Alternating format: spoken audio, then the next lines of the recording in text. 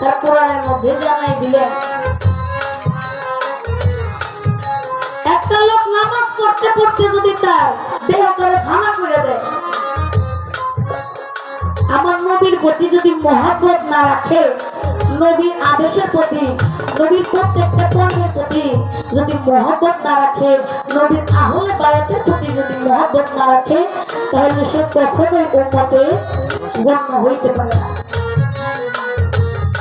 আমার আল্লাহ তাআলা বলে, কাকে বলেন? আমার রাসূলকে। নিশ্চয়ই যারা কাফের হয়েছে তাদেরকে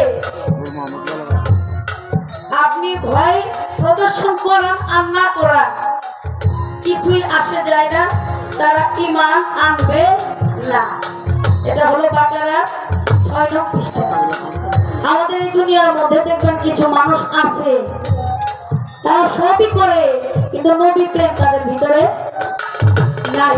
কোরআন পড়তেছে, নামাজ পড়তে পড়তে এই কপালের মধ্যে কেবল দাগ চলে দিছে, কিন্তু নবীর প্রেমটা তার ভিতরে। নবীকে নিয়ে যখন কথা বলে তখন তার কথাবার্তার মধ্যেই বোঝা যায় যে নবীর প্রতি কেমন একটা ঈর্ষা তার ভিতরে রয়ে গেছে। নবী প্রেমিক যে জন্য হইতে পারবে সে পর্যন্ত কখনই সে মুসলমানের গণ্য হইতে পারবে। আমার নবীর প্রতি বিশ্বাস রাখতে হলে তার আহলে বায়াতের প্রতি বিশ্বাস রাখতে হবে, কেননা আমার নবী তো নিজেই ঘোষণা দিয়ে গেছেন যে তোমাদের মাঝে আমি 2টা জিনিস রেখে গেলাম, আমার পরে থাকবে হলো আহলে বায়াত, আহলে বায়াত, আহলে বায়াত।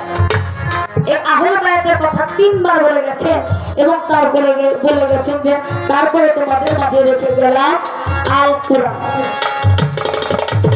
এই 2টা জিনিস আমাদের মাঝে রেখে গেছেন।